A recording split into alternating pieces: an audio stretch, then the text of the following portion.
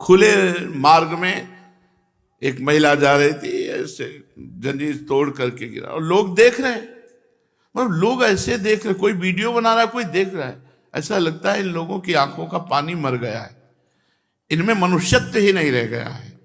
अरे मनुष्यत्व हो तो अपने प्राणों की बाजी लगाकर रक्षा करनी चाहिए। परहित लाग तजय जो देही, संतत संत प्रशंसा तेही।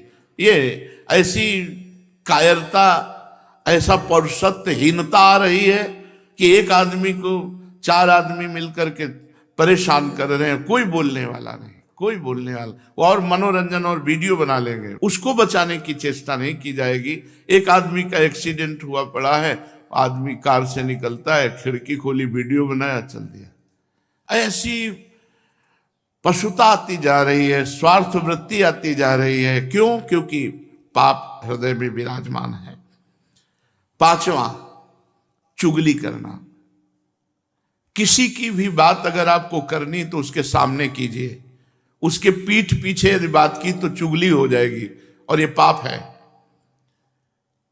किसी की भी बात करनी तो उसके सामने कीजिए और उसको संबोधन कीजिए, आपने ऐसा किया, आप इसको सुधारिए, तो वो तो हितकर बात हो जाएगी। लेकिन उसके पीछे चले जाने के बाद जब उसकी बात होती है, उसे चुगली कहते हैं और वो पाप होती है। प्रायः ये भी हम पाप नहीं समझते हैं। जहां वो गया देखा गए, बस उसके पीछे उसकी बात निंदा करने लगे, उसकी बात करने लगे, वो चुगली होती है। यही सब भजन को न करने देते हैं, न बढ़ाने देते हैं, न पचाने देते हैं। यही पाप प्रवृत्तियां जिनको हम सावधानी से त्याग नहीं पाते, ये हमारे भजन को छीण करती रहती है। 6वां, पराये अधिकार को अपने में लेने की चेष्टा। किसी की जमीन, किसी की वस्तु, किसी की, बहुत चालबाजियां। क्या करोगे? मर जाओगे यार। ये सब बांध के ले जाओगे, खोपड़ी में बांध के, खोपड़ी भी यही फोड़ दी जाएगी तुम्हारी। एक कपाल क्रिया होती है, वो उसमें श्मशान में होती है, जलती हुई लुखाठी से सर को फोड़ा जाता है। तुम जिंदगी भर खोपड़ी लगाते रहे संसार में, अब तुम्हारी खोपड़ी फोड़ी जाएगी, अंतिम में खोपड़ी भी फोड़ दी जाती। पराये धन की इच्छा नहीं। इतना बड़ा महाराज नृगदान करने वाले और दान ना लेने वाले ब्राह्मण की गाय आ गई और दान कर दिया, तो वो लिए जा रहा था जिसको दान किया, और वो ढूंढ रहा था जिसकी गाय थी। जिसकी गाय थी उसने कहा ये तो गाय मेरी है।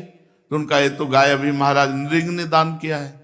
तो उनका फिर महाराज नृग ने चोरी की, क्योंकि ये गाय मेरी है। दोनों राज दरबार में पहुंचे, राजा नृग के सामने बात रखी। उन्होंने कहा भाई मुझे क्षमा करो, जिस ब्राह्मण की गाय चोरी हुई थी उसे कहा 10,000 गौवें देंगे, आप इस गाय को छोड़ दीजिए। कहा नहीं, मैंने कभी दान नहीं लिया, मैं अपनी ही गाय लूंगा। और जिसने दान लिया था उससे कहा 10,000 गाय ले लो, उसने कहा नहीं, मैंने दान में ले लिया है, अब दोबारा दान नहीं लूंगा। यद्यपि महाराज नृग का इसमें कोई अपराध नहीं था, क्योंकि वो कोई गौ सेवक थोड़ी थे कि उन गौशाला में सेवा कर रहे हैं और उन्होंने वो गाय अंदर कर ली। वो तो गौ सेवकों ने अंदर कर ली और दान में वो समाज में पहुंच गए, उन्होंने दान का संकल्प कर। केवल इस त्रुटि के कारण उनको गिरगिट बनना पड़ा। गिरगिट, द्वारिका के कुएं में गिरगिट बन के पड़े थे। छोटा सा अपराधाभास, अपराध नहीं था, उनको पता नहीं था कि ये इस तरह से गाय हमारे गौशाला में आई है और जानबूझकर वो दान कर दिए, ऐसा नहीं था। सोचो, फिर जानबूझकर तुम दूसरे के, जैसे मंदिर में खेती लगी है, जमीन लगी है, उसका अन्न धन आप स्वयं अपने प्रयोग में करें, बुजुर्गों ने लगा दिया, इसके बाद आपने अधिकार में अपने ले लिया, ये सब पाप का लक्षण है। कभी किसी की इंच भर जमीन, 1 रुपया, 1 दाना भी लेने की कोशिश मत करो, तो आनंदित रहोगे। लेकिन बस किसी तरह माया का ऐसा क्षेत्र बढ़ा है, बस किसी तरह बस अहंकार की पुष्टता होती रहे। 7वां, पराया अनिष्ट चिंतन, अनिष्ट करना। कुछ लोगों का स्वभाव होता है जो मैं चीज पसंद करूंगा उसे चाहे मैं मर जाऊं लेकिन दूसरे को देने नहीं दूं। ऐसे कई स्वभाव हमने देखे व्यक्ति में। मेरी एक आंख फूटे लेकिन पड़ोसी की दोनों फूट जाए चलेगा, मेरी एक फूट जाए पड़ोसी की दोनों फूट जाए तो चलेगा। मतलब बहुत तरह से हम दूसरे का अनिष्ट सोचते रहते हैं। धन्य है उनका जीवन जिनके जीवन में किसी का अनिष्ट सोचने की बात नहीं है। नहीं, प्रायः अनिष्ट, पड़ोसी से पड़ोसी के व्यापार, दुकान वाला पर सामने दुकान वाला, ऐसे आसपास के उस वो अगर मर जाए, अगर उसका अनिष्ट हो जाए तो मैं खुशी हो जाऊं, मैं सुखी हो जाऊं, ऐसा चिंतन ये पाप का लक्षण है, पापी अंतःकरण का लक्षण है। 8वां, बोलने में अश्लीलता, अश्लील भाषण, गंदी बातें। जब देखो तब गंदी बातें कर रहे, गिरी गिरी बातें करना, नीच बातें करना। अरे बात करनी है तो सच्चिदानंद भगवान की करो, सिद्धांत की करो, गीता भागवत की करो, हितकर बात करो। अश्लील गंदी बातें क्यों बोलते हो? पापी पुरुष का लक्षण होता है अश्लील संभाषण करना। पूज्य बाबा ने कहा यदि नाम जप करता है, अश्लील भाषण करता है तो नाम जप का कोई प्रभाव नहीं होगा। और 9वां, असंबद्ध प्रलाप, बेमतलब का बोलने का स्वभाव। ऐसे लोग पाप हृदय होता है, इसलिए ऐसे बोलते रहते हैं, असंबद्ध प्रलाप। और 10वां, अभिमान। मैं बस वो अभिमान भरा, ये पाप का लक्षण। जब निष्पाप हो जाओगे तो दैन्य हो जाओगे। अभिमान भगवान के चरणों में समर्पित हो जाएगा। चोरी, हिंसा, व्यभिचार, झूठ, चुगली, परधन की इच्छा, पराया अनिष्ट चिंतन और अश्लील भाषण, असंबद्ध प्रलाप और देहाभिमान, ये 10 लक्षण पापी में पाए जाते हैं। अगर इनमें से एक भी है तो हटा देना चाहिए, नहीं भजन में बाधा पहुंच जाएगी। जो निंदा करता है और जो निंदा सुनता है तो करने वाले से अधिक ज्यादा दंड सुनने वाले को मिलता है। जो निंदा सुनता रहता है थोड़े ही दिनों में अंतःकरण मलिन हो जाता है और वो भजन की योग्यता खो देता है, फिर उससे भजन नहीं बनता। इसलिए निंदा सुनना सबसे बड़ा पाप है, बचो इससे। पर निंदा सुनना बहुत बड़ा पाप। तुरंत कान में अंगुली डालो, राधा राधा राधा, और निकल जाओ वहां से। जहां जिस सभा में जिस 4 व्यक्तियों के बीच में भक्ति की निंदा हो रही हो, भगवान की निंदा हो रही हो या किसी की भी निंदा हो रही हो, निंदा नहीं सुननी चाहिए। ये कौन है जो ना चाहने पर भी बलात् जबरदस्ती पाप करा देता है? पहली कदम पर यदि इसे रोकना सीख गए तो बाहर निकल जाएंगे, क्योंकि ये खिलाड़ी किसी और के नहीं, हरि के ही हैं। भगवान चीख चीख के वर्णन कर रहे हैं, ऐसा मत करो इसका परिणाम ये है, ऐसा करो इसका परिणाम ये है। तो जो कह रहे हैं करो वो तो हम कर नहीं रहे, जो कह रहे हैं नहीं करो वो हम कर रहे हैं। तो उसका जब परिणाम आता है तो हम भगवान को कोसते हैं। 1000 के बाद भी हम उन पर विजय प्राप्त कर लेंगे। प्रशंसनीय वो है जो इस समय विकार से लड़ रहा है, हर विकार को रौंद रहा है। कभी भी किसी भी स्थिति में उदास, निराश और कदम पीछे मत हटाना। निराशा नहीं आनी चाहिए अंतिम श्वास तक, क्योंकि युद्ध किसी साधारण से नहीं हो रहा। ये रजोगुण से प्रकट होता है, राग से, और ये महापापी है, अर्थात महापाप कराने वाला है। महाशनो, ये कभी तृप्त नहीं होने वाला, चाहे जितना भोग लो। ना चाहने वाली बात ऊपरी है और चाहने वाली बात हृदय की है। संसार शरीरों में भोगने से सुख मिलता है, अंदर बैठा है, और ऊपर से हम कहते हैं कि हम नहीं चाहते थे पर ऐसा हो गया। नहीं, अगर ये बात अंदर बैठ जाए कि हमें नहीं चाहिए ये झूठे सुख, तो फिर कोई परास्त नहीं कर सकता। तो बोले जानकारी होने पर भी प्रयोग क्यों नहीं हो पाता? वस्तु, व्यक्ति, क्रिया, स्थान, इससे जो हम सुख चाहते हैं उसे काम कहते हैं। किसी शरीर से, किसी वस्तु से, किसी पद से। इस काम में शब्द तो एक है पर इसके दोष अनंत हैं। शब्द है काम, और अनंत पापाचरण कराने की इसमें सामर्थ्य है। काम में इसमें अनंत विकार भरे हुए हैं। जब तक मनुष्य के भीतर ये बात बनी रहती है कि शरीर भोग से, वस्तु भोग से, पद भोग से हम सुखी हो जाएंगे, तो ये काम पाप ही कराता रहता है। निर्दोष, निर्विकार, निष्पाप होने के लिए इस काम का मर्दन करना आवश्यक है। सहने से ये नष्ट हो जाते हैं। शास्त्र निषिद्ध कर्म ये काम ही कराता, प्रारब्ध नहीं कराता।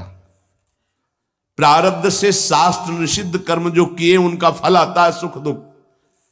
अगर शास्त्र प्रतिपादित है तो सुख आएगा, शास्त्र विरुद्ध है तो दुख आएगा।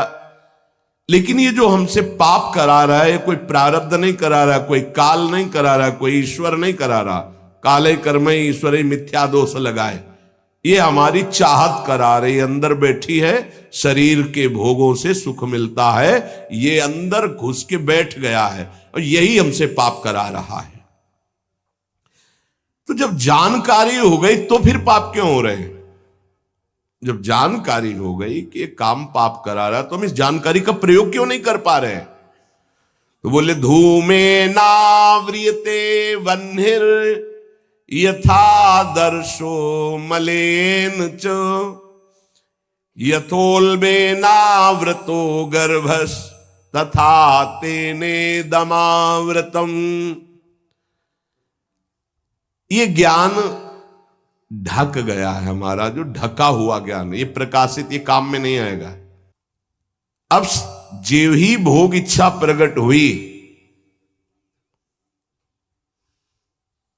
धुआं पैदा हो गया। भोगों की ना भोगों, पाप तो नहीं बन जाएगा। धुआं है, इसका मतलब अग्नि है, ज्ञान है उसके अंदर।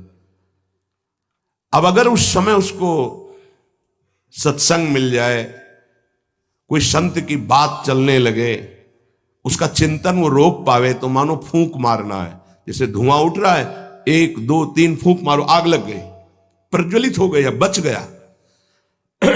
ये पहला बहुत सरल है, बच जाना काम से। धुआं हो जाने पर दिखाई नहीं देता क्या है, क्या ठीक है, क्या नहीं ठीक है। पर फूंक मारो तो आग उठी, धुआं खत्म हुआ।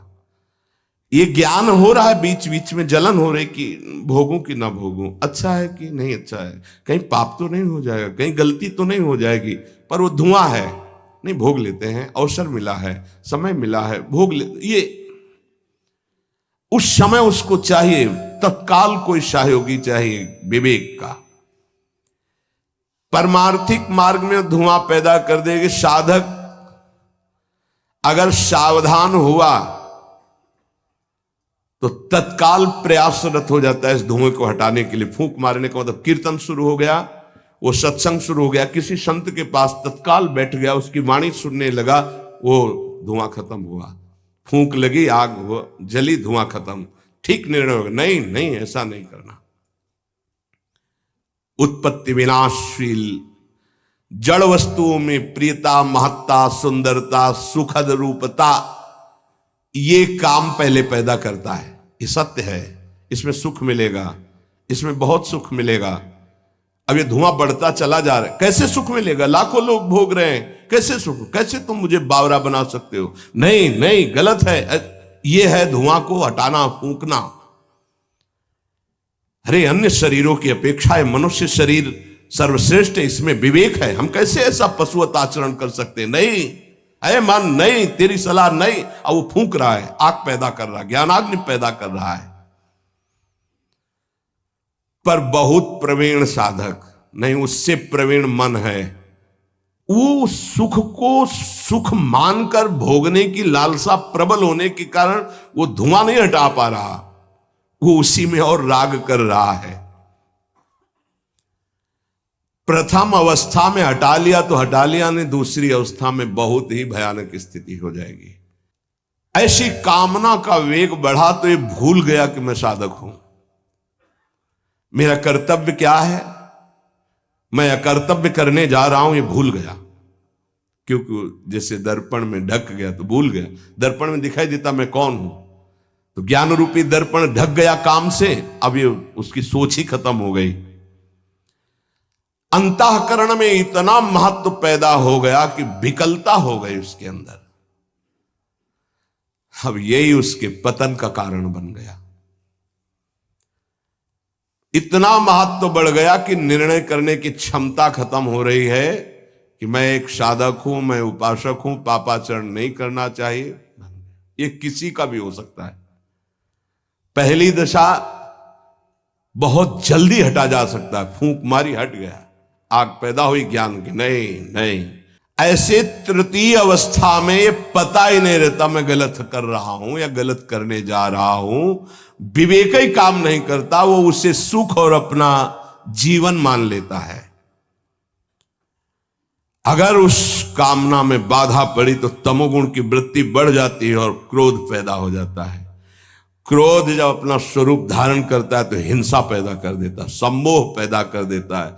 सम्मोह स्मृति का नाश किया और बुद्धि भ्रष्ट हुई, नष्ट हो गया साधक। ये सर्वनाश करने वाला काम। सम्मोह माने मूढ़ता, घोर मूढ़ता, कुछ निर्णय करने की सामर्थ्य नहीं रह गई। पशुवत, एकदम पशु। अब उसमें जब वाणी खुलेगी तो झूठ, आचरण होंगे तो कपट, व्यवहार होगा तो बेईमानी, कर्म होगा तो अन्याय और पाप, गुस्सा आएगी तो अत्याचार, हिंसा, इसके सिवा और कुछ नहीं। अपना रजिस्टर कभी पढ़ के देखो। अपने रजिस्टर को तो देखोगे नहीं कि अपने जीवन के रजिस्टर में हमने क्या क्या आचरण किए हैं। ये सबको देखना चाहिए।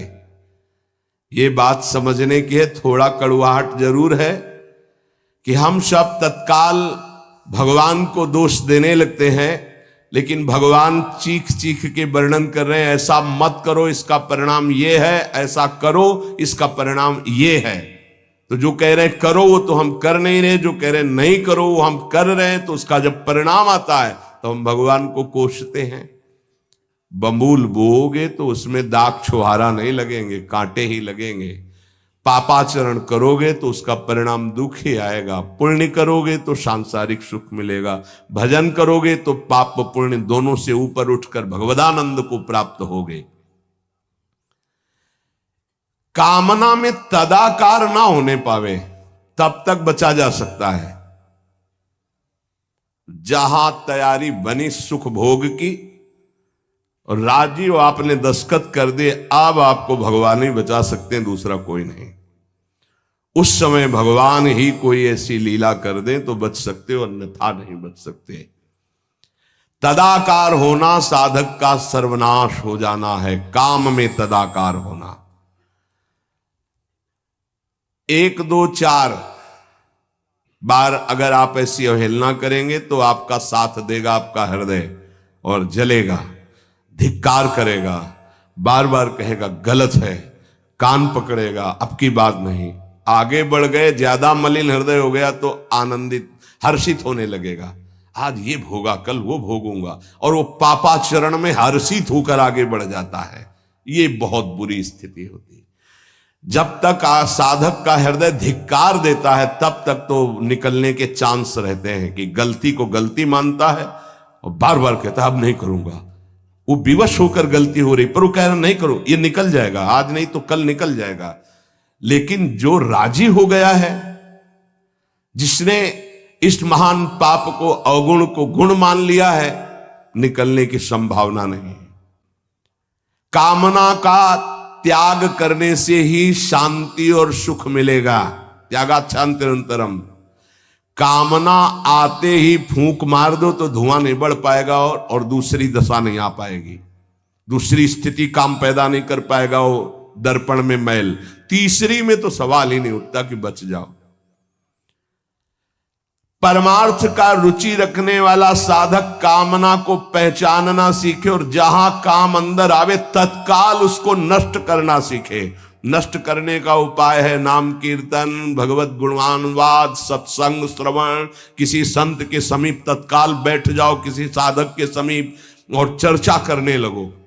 काम की नहीं, भगवत चर्चा। ये भी बताने की जरूरत नहीं कि मेरी स्थिति गड़बड़ है, थोड़ा मुझे कुछ नहीं, उसकी चर्चा नहीं। अगर ऐसा बोले तो उसकी सत्ता दृढ़ होगी। शांत, थोड़ा मन विक्षेप में आया, ऐसा लगा कि आपसे वार्ता करें तो थोड़ी देर आप सुनाइए, गोपी गीत सुनाइए, आप चतुराशी जी का थोड़ा कुछ, आप कुछ प्रभु के विषय में कोई सिद्धांत की चर्चा, सत्संग लगा दीजिए, सत्संग सुनने लगिए, एकांत से हट जाइए, बाहर मैदान में आ जाइए। तो किसी भी तरह से आपको उस समय बदलना है, चिंतन बदलना है। नाम चल रहा है तो विवेक ठीक है, वो बचा लेगा आपको। कामना के बढ़ने में देर नहीं लगती, कामना बढ़ने पर फिर कोई विचार की गुंजाइश नहीं रह जाती, अनर्थ परंपरा चल पड़ती है। पाप